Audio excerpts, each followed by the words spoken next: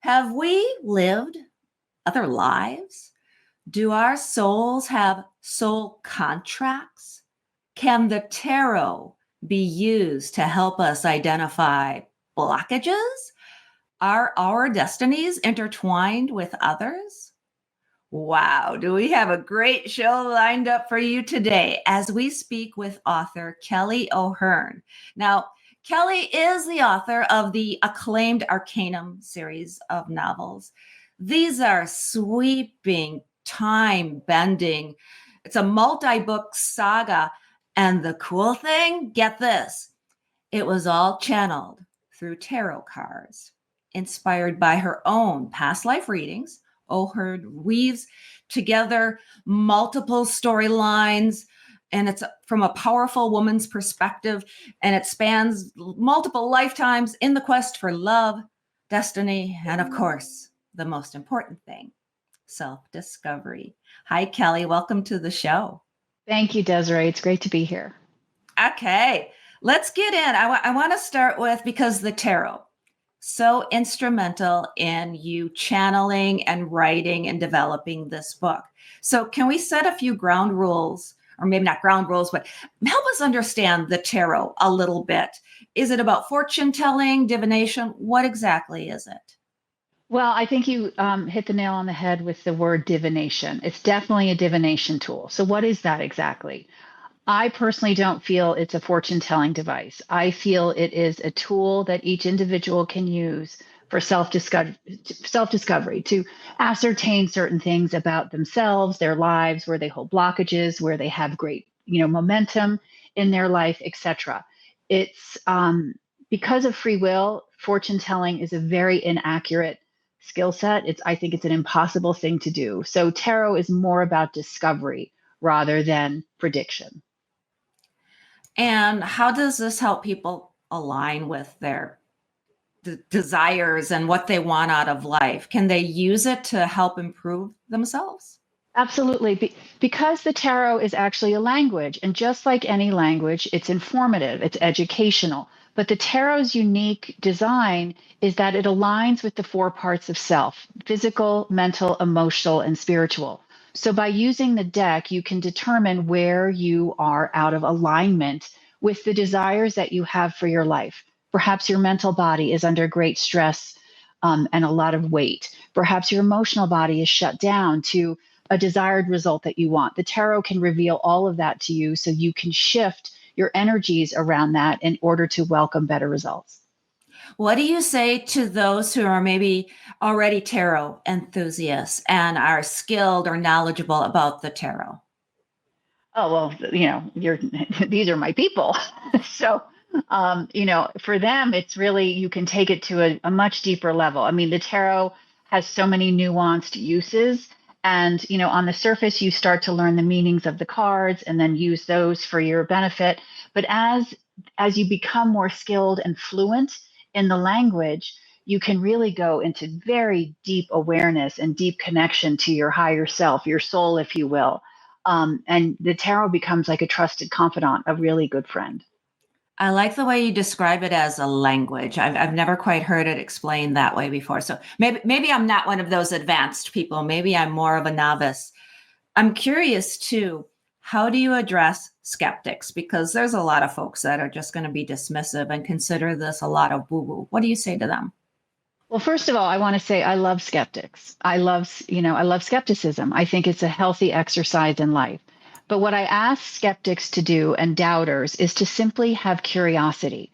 I'm not asking them to believe anything. I'm not asking them to shift, where their comfort zone is. But curiosity allows you to experience a tarot reading in a way that may resonate, that you may feel some sort of truth, some penny go in the slot, if you will, that this is actually talking directly to you. And let's get into the book. Thank you for helping set the stage, so to speak, on what the tarot is, because then you used the tarot to actually channel your books. And I believe this is the only book series that's ever been channeled through tarot. Can you talk about how channeling your past lives influenced the books? Yes. So the entire idea for this series of novels came as a result of a past life regression experience I had in 2017. And in that experience, I was told that it was in a karmic cycle um, uh, of being a feminine, of a woman, for the past, 7, 8 lives, and in the company of very powerful men. So I took that premise and I used my cards to channel to ascertain what are these lives? What kind of women Was I? Like, who were these men whose company I kept? And what was interesting is that in these lifetimes, I was never the wife to these men. I was always the mistress, the muse, the inspiration. So I was really quite curious. And what came about is by using the cards was this just remarkable depth and breadth of storylines and intrigue and drama and love and betrayal and just everything. And I knew I had to share it with the world. Is this where the concept of soul contracts come into play? Can you talk about that? So soul contracts is a belief, a theory that we come into this incarnation, every incarnation, with certain souls in an agreed upon situation that serves our highest good. And even those agreed upon situations can be painful. Soul contracts, people can show up for us in a way that's very challenging and very disruptive. But it's for our highest good to grow and to move our soul in the direction it's meant to go. So in Arcanum, in my books, it's very much a story of soul contracts because you have 5 souls that travel through time and space together, sharing these lives, some as support and some as challenge. But the whole point is that it's for the benefit of the heroine. I think it's interesting too that you were in your past lives, you were always the mistress, or the Mhm. muse, so to Yeah. speak. And just being able to like work that out and the whole idea that you might have soulmates. Can you talk about soulmates a little bit? Because I think a lot of folks, including myself, a soulmate is your lover, the one you are destined to be with. But is that necessarily the case? No, it's a soulmate is much more, it's a much broader scope than that. Now, let me be clear Arcanum is a love story. So, in this particular storyline, it is about uniting the 2 soulmates together. But soulmates are anyone that really resonates with you, that really leaves an impact on you, that influences you as a person, as an individual, as an energetic being in a way that shifts who you are. So it can be a dear friend, it can be a parent, it can be a sibling, it can be a child, it can be someone that just a teacher or someone that you only have a brief interaction with. But the one thing I really want to be clear about is a soulmate can also be an enemy. It can be a villain in your life. It can be someone who is really just hurts you. But the lessons you learn and the things you have to go through to overcome that experience is can very often be a soulmate contract. And there's going to be 6 books in the series. Right now, you've got book 2, and that's kind of the facsimile behind me Yes. Yes. here. And there's more to come. How exactly do each book align with your past lives? Is it somewhat biographical or autobiographical, or are you taking the concept and these past lives and taking some creative license with them? It's a little bit of both. There are autobiographical elements to the books in that in the modern days. Well, first, let me just explain for those people that haven't yet picked up the book. In every book, you will have a juxtaposition of 2 lives going on at the same time. There's the current day life that takes place in New York City, and then there's a past life that reflects back to the current day life. So in the modern day storyline, a lot of the elements reflect my actual life as Kelly O'Hearn. I was born and raised in New York City. The book takes place in New York City. So I wrote about things that were familiar to me. But the heroine is a fictitious character. There are elements, of course, of my personality and my journey in her story, but she is a fictitious character. Now, but I want to be very share something that I believe. In my experience as a tarot card reader and working with thousands of people around the world, I really know to be true that the human playbook, Desiree, is really only like 6, 8 plays. We all live out the same storyline in our own unique path of reality.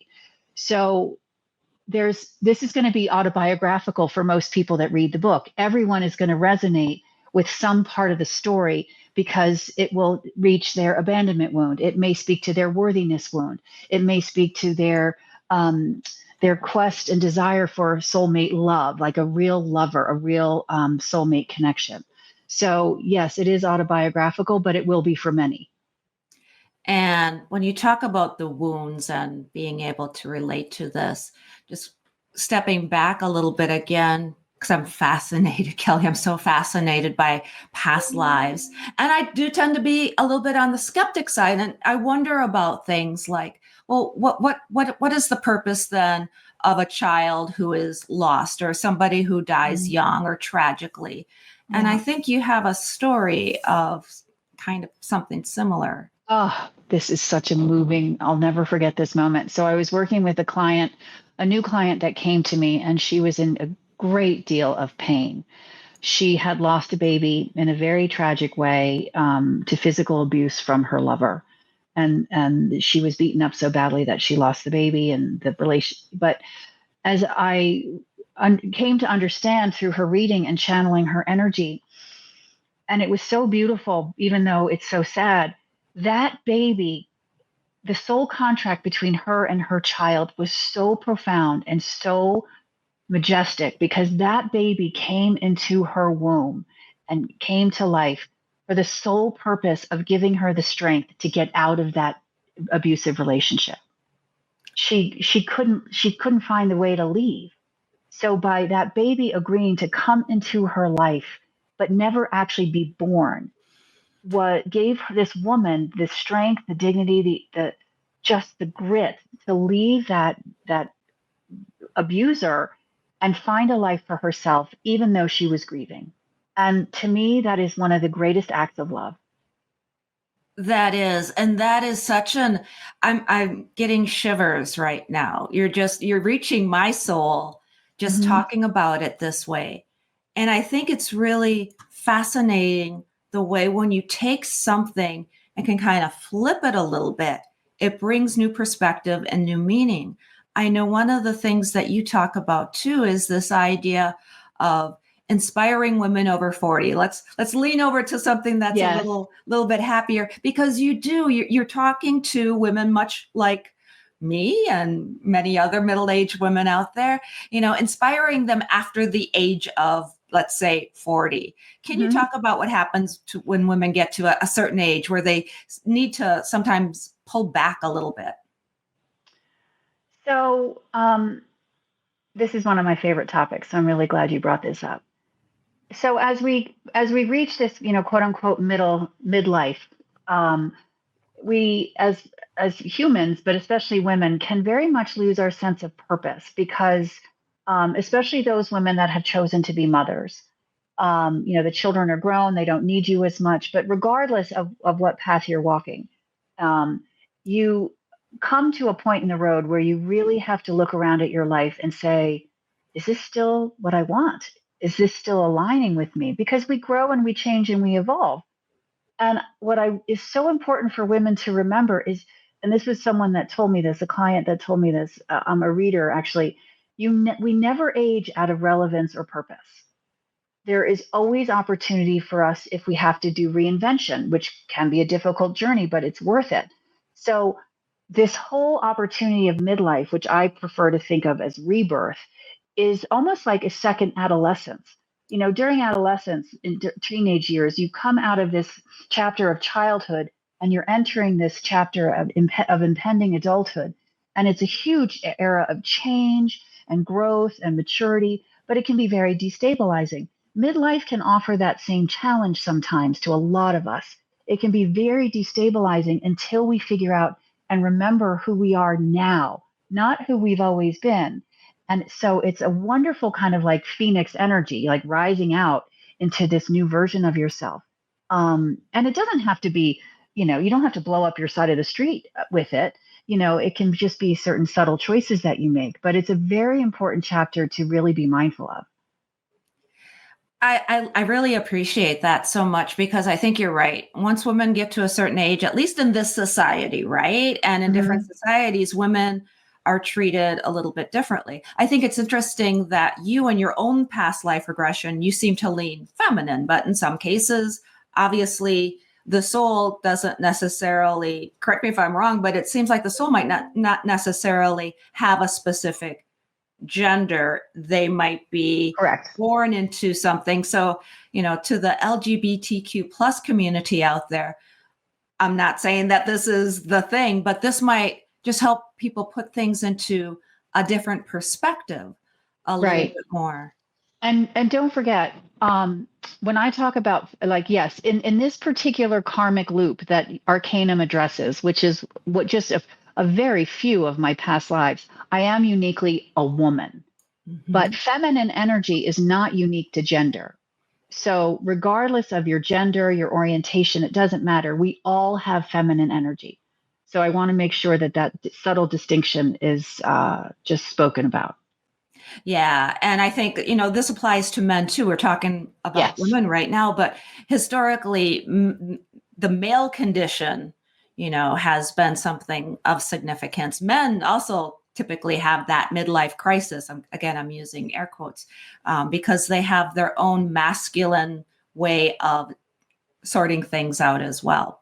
Correct. And it's interesting. This is a gross it's not an overstatement, but a generalization. Men come into their quote unquote midlife crisis, their opportunity for rebirth, because their masculinity in their opinion, in their mind's eye, is waning.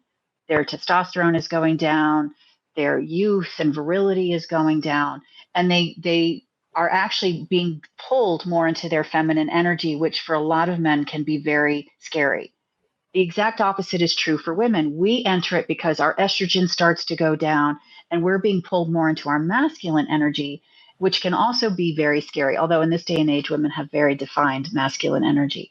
But it's kind of comes from the same source. But for men, it's more of a reflection of who am I without my strength and my power and this machismo. And for women, it's like, who am I without this purpose of caregiving and people pleasing and all of this other stuff? And how do I stand in my own sovereignty at this stage in life?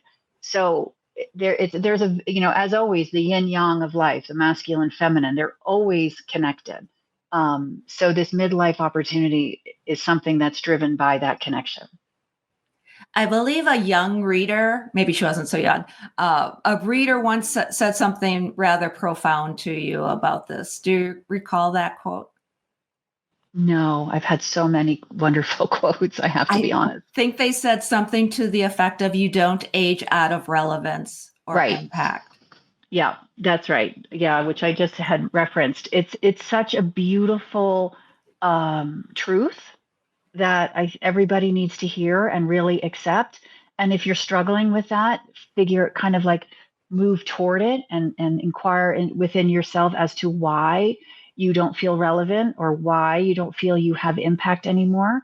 Because I guarantee you that you do. You have relevance and you still provide a lot of impact in this world. And there's a certain healing element that happened here as well. Do you want to share a little bit about overcoming some of the health challenges that you had? Yeah. So, we all have the quote unquote, chapters in life where the challenges that we go through we elicit great change. And for me, the most profound challenge I've ever been through was a health crisis I went through in my mid 40s around an autoimmune condition that at the time, especially because I'm now 58, so it was, 14 years ago, was undiagnosable by modern medicine. There was not one code on their diagnostic sheet that they could check. So I was left with this strange, all these symptoms and all of this disability and just fatigue. It was awful, but I had no idea what was going on. So through healing my body and going through that journey and really, really tuning back into my physical vessel, I healed myself out of many things that were out of alignment in my life. And while that was a very scary journey and it took me through a divorce and a lot of other things, it was the best thing that ever happened to me. And I have such gratitude for it now. That's amazing. What advice or tips or things would you say to somebody who wants to develop their own intuition? Are there steps that they can take to take a similar path as you? Yes. So a lot of people get intimidated by the concept of intuition because they still relate it to like ESP, to some extrasensory gift. And while I'm not saying that that's incorrect, we all have intuition. We are all born with the gift of connecting to the field of energy that is life itself. That's who we really are. We are energetic beings having a human experience. We are not humans having, occasional spiritual alignments. So I want you to more think of it rather than intuition, which can be a little bit, too much at once. Think of it as your hunches. We all have hunches about things. We all have a sense of like, this doesn't feel right, or I get a bad vibe from that person, or whatever. That is your ability. That is your energy talking to you. It's not your mind talking to you. It's not your heart talking to you. It's not your body talking to you. That's your energy talking to you. And you learn how to feel that in your body. Where does that sit for you? Like mine is very much in my gut. I really feel a lot of it in my gut. And one of the fun ways to figure out where it may be for each individual is to tell yourself a lie. Look in the mirror at yourself, make eye contact with yourself, and lie to yourself. I can look in the mirror and say, my name is Barbara. Where does that, you'll feel it in your body somewhere that the dysresonance lands. And that tends to be the area where your intuition will speak to you. So that's always a good clue too, as to how to start building a relationship with your energy and have the tool just become more defined. Oh, that's really cool. Okay, I got to try lying to myself in a mirror. Um, I have a confession to make to everybody listening and watching. Kelly did give me a reading prior to this. It was a couple of weeks ago. And you're kind of identifying areas of my body that I never quite thought of in that way. And I know we're here to talk about your book, and I'll segue back into the book, but I just wanted to give you a shout out.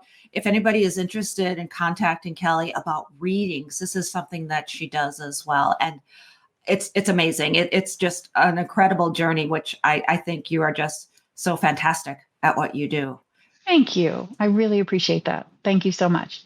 Yeah, yeah. All right, but this is a show about books, so now we're going to go back and talk about the book, because the book, again, it's a series of books, and number 2 is out now. There's going to be 6 total. The nice thing for readers, I think, sometimes is they don't want to start a series without seeing the next book on the horizon. So now you got 2 books there that you can grab. You know the third one is coming soon.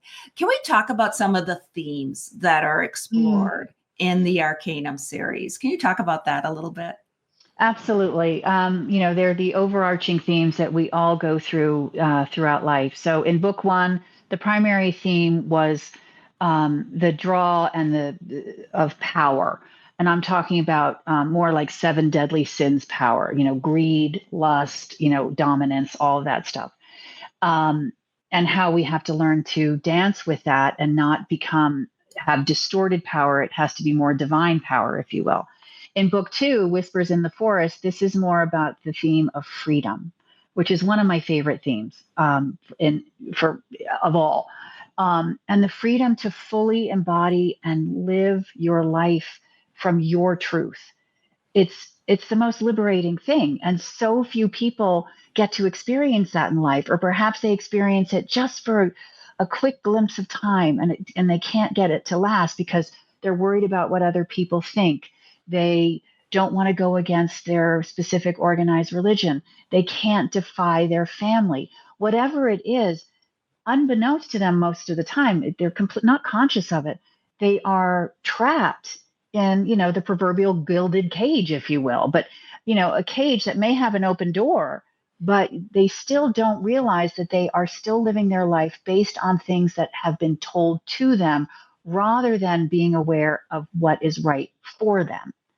And book 2 very much is about the theme of freedom, which I adore. Oh, excellent. And you have different times and places in your book series. Can you give us a little hint as to some of the places that readers will be whisked away to? Yes. So book 1 is ancient Egypt during the era of the pharaohs. And book 2, we're in Renaissance France. which is such a rich, opulent time in history. Book 3 takes place in Rome, actually in the Vatican City, in the late 1400s, kind of in the era of the Inquisition. Mm. Book 4 is like in the late 1950s and 1960s in Europe. Think of the era of Sean Connery as James Bond. It's kind of a sexy, it's a very sexy, racy era. And then book 5 takes us to the Ottoman Empire, back in the early 1400s. And book 6 will take us up to Scandinavia, also about, I don't know, it seems to be like the early 1300s, probably Denmark or something, is how it felt. Nice. Yeah, yeah, it was crazy. When I was channeling all these stories, the clarity with which they all came through, Desiree, that's the part that was such a delight, was to experience it all and feel the emotions of it all. It was really quite powerful. Oh, I bet. And your books too have a sense of humor. They're very relatable too, I must Yeah, say. Yeah. good. Thank you. Yeah. The heroine, she's you, she's me. Like I said, everyone is going to resonate with a part of her, not in its entirety, of never, but she's self-deprecating, very intelligent, very successful. But she's on her path, and she has her issues, and she's not perfect. So, and she's completely in this series, she's learning how to embrace that imperfection, and to get comfortable with her discomfort about it all. Because she tries to be a perfectionist, she tries to keep the facade going that all is perfect. And so when the veneer starts to crack, as it always does, because that's not sustainable, to watch how she handles it, is every person's story. Definitely. So relatable. Such a fun read, too. And again, it's a little bit spicy, a little bit sexy, lots of adventure, lots of different times and places. Arcanum is an amazing series, Kelly.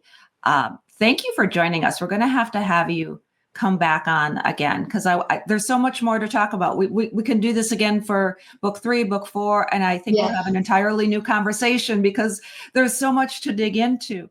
Can you tell folks where they can go for now to find you online, your website, your social media handles, please? Yes, the website is Arcanum, the series. And I do have social media on Instagram and TikTok. It's under Kelly O'Hearn Author. And for Facebook, it's under just the name Arcanum. Fabulous. Kelly O'Hearn, the author of the Arcanum series, kind of a paranormal, romantic adventure thrill ride that channels past lives. Your books, they have it all. Kelly, thank you so much for joining us today. I appreciate you. It was so fun, Desiree. Thank you. You bet. And thank you, everybody, for being with us as well. You can find out more about us on our website. That is booksthatmakeyou.com. You can discover more amazing authors and books just like Kelly's. You can also sign up for the Webby Award-winning Books That Make You newsletter and follow us on Facebook and Instagram. Please do me a quick favor. Subscribe, drop a comment if you're watching on YouTube. It helps the channel grow oh so much. Until next time, all of my bookish buddies, please do me one favor, and that is enjoy all of the books that make you exactly who you are. Books make you hope. Books make you dream. Books make you laugh. Books make you scream. This is the Books That Make You show, discussing books with authors and experts, unraveling the inner pages of all the books that help make us who we are.